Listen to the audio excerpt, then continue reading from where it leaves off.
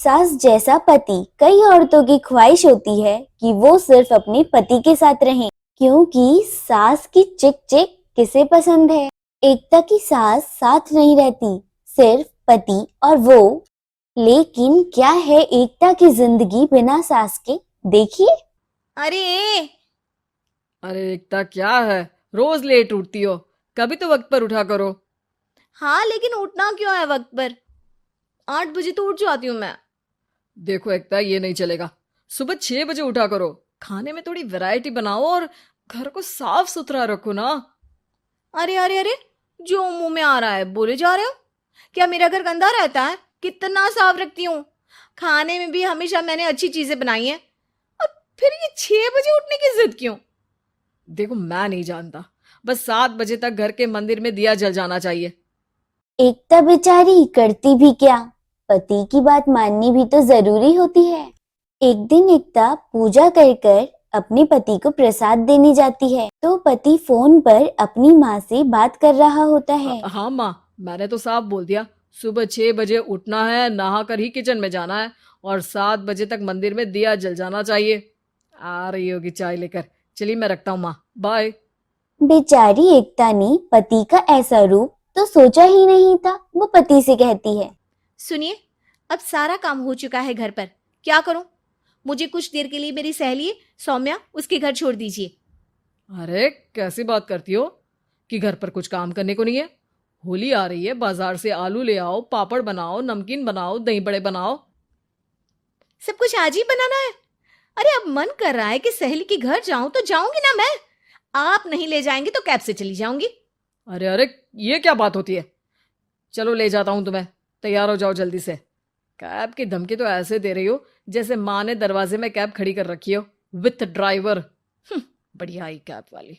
बेचारी एकता यह सोचती है कि एक तो सास साथ नहीं है, लेकिन पति के हाव भाव कोई अकड़ू सास से कम नहीं है। पति एकता को सहेली के घर छोड़कर बोलता है, अच्छा सुनो, वक्त पर घर चली जाना और शाम को गर्मा गर्म पुलाव खाऊंगा मैं। बनाकर पहले ही मत रख देना, और हाँ, रायता भी बना लेना। हाँ जी हाँ। फिलहाल क्या मैं अंदर जा सकती हूँ? नाश्ता पेट भर करा दिया, दोपहर का खाना भी पैक कर दिया। पहले जो खाया है उसे तो पचा लो, दिन का खा लो। अभी से रात के खाने की चिंता में बाल न जल जाए कहीं। पति को एकता की बात पर बहुत गुस्सा आता है, लेकिन ऑफिस में देरी के कारण वो कुछ नहीं कहता। एकता सहेली के पास जाती है, जहाँ सास और बहू बैठकर गप्पे लड़ा रहे होते हैं। हाय सौम्या। नमस्ते आंटी जी। अरे वाह एकता बेटा, बड़े समय बाद देखी, कैसी हो? अच्छी हूँ आंटी जी। घर का सारा काम हो गया था, बोर हो रही थी, सोचा सौम्या से मिलती चलूं। हाँ हाँ बच्चों, तुम लोग बैठकर गप्पे लड़ाओ, मैं तुम लोगों के लिए नाश्ते पानी का इंतजाम करती हूँ। सास ये बोलकर किचन में चली जाती है। अरे एकता, कैसे आना हुआ? थोड़ी परेशान सी भी लग रही है। सब ठीक तो है ना? अरे यार, कहाँ ठीक हूँ। ना सोने मिलता है, ना अपने मन का कोई काम करने मिलता है। बस सुबह 6 बजे से किचन और रात के 12 बजे तक घर का काम। मेरी तो कमर ही टूट रही है। अरे क्यों मजाक कर रही है? तेरे तो मजे हैं। अकेली रहती है पति के साथ, न कोई सास न ससुर, न आस पड़ोस से मतलब। हम लोगों की सोच, जॉइंट फैमिली है, कितनी परेशानी होती है। अरे रहने देना, वो तो दिख रहा है कि कितनी परेशान है तू। सास किचन का काम कर रही है और तू सहेली से गप्पे। ऐसा कहाँ होता है यार। हाँ वैसे तू बोल तो सही रही है। सुबह थोड़ा सा भी लेट हो जाए ना उठने में, तो मम्मी जी किचन संभाल लेती है। पति तो जाते वक्त उठाते हैं कभी कभी मुझे। पर मेरी छोड़, तू बता, सास साथ रहने आ गई है क्या, जो सुबह 6 बजे उठना पड़ता है? पति तो तेरा 10 बजे ऑफिस जाता है। 4 घंटा खाना बनाने में लग जाता है क्या तुझे, एक लोगों का? अरे रहने देना यार, मेरा तो पति ही सास से कम नहीं है। सारा दिन का ड्रामा। अरे बातें सुनाना, बोलियां बोलना, कोसना, क्या क्या नहीं आता है उसे। यार मैं तो हैरान होती हूँ कभी कभी कि ये सास की आत्मा तो नहीं आ जाती ना इसमें। अरे परेशान हो चुकी हूँ। इतना ही नहीं, वो तो अपनी माँ से मेरी चुगली भी करता है। समझ गई। मतलब तेरे पति की गाड़ी चल यहाँ रही है, लेकिन रिमोट तेरी सास के पास ही है।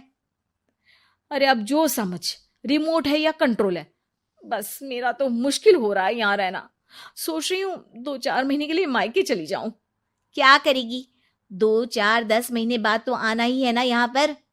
तो क्या करूं, तलाक दे दूं क्या? अरे ये कोई सोल्यूशन नहीं है।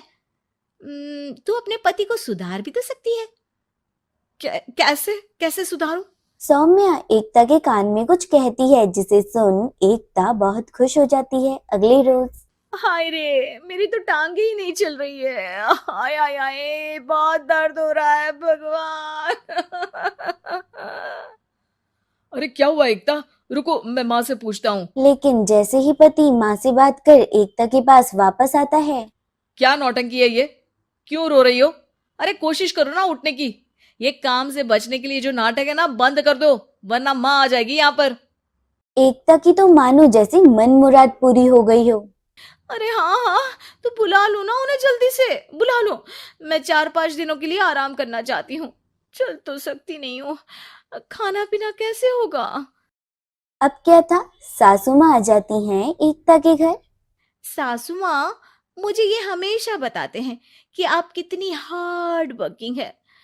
बस अब अगले 15 दिनों तक मैं आपको देखूंगी और आपकी जैसी ही बनूंगी। ये बता रहे थे कि आप 5 बजे सुबह उठ जाती हैं और अरे बेटा, कुछ ज्यादा ही नहीं बता दिया तूने। अब नहीं माँ, मैं चाहता हूं कि ये आपकी तरह तौर तरीके सीखे, जैसा आप मुझे बताती है ना। मैं तो हमेशा हॉस्टल में रहा, कभी देखा भी नहीं आपको, लेकिन मैं चाहता हूं कि एकता पूरी आपकी कॉपी बने, घर गृहस्थी आप ही की तरह संभाले। हैं? अब हाँ, हाँ। तो अब माँ जी यही है, तो क्यों ना कल से शुरू। लेकिन अगले दिन सास 9 बजे सोकर उठती है। बेचारा बेटा सुबह बाहर से नाश्ता मंगाकर खाता है और शाम को जब घर आता है तो सारा घर बिखरा होता है। अरे माँ, ये घर इतना बिखरा क्यों है? अरे वो बेटा, आज वक्त ही नहीं मिला किचन से। सुबह का नाश्ता, दिन का खाना, अब रात को तो मेरा मन ही नहीं है कुछ बनाने का, तो बाहर से ही ले आ, या दिन का जो खाना बचा है ना वही खा लेना। ओ माँ, इससे अच्छा तो एकता कर रखती है। भले ही आराम आराम से काम करती है, लेकिन आज तक मुझे बासी खाना नहीं खिलाया। खुद तो तुम 9 बजे उठी हो, वो तो फिर भी 8 बजे उठती थी। अरे बेटा, मेरे बस की नहीं है 8 बजे उठना। वो तो ना मैं झूठ बोल रही थी। मैं तो चली अपने घर। अरे कम से कम तेरे पापा मुझे सुबह की चाय खुद तो बना कर देते हैं ना। ना जी ना, मुझे नहीं रहना अपने बेटे के पास। ये बोलकर सासू माँ चली जाती हैं अपने घर और एकता की लाइफ सेट हो जाती है बिल्कुल पहले की तरह।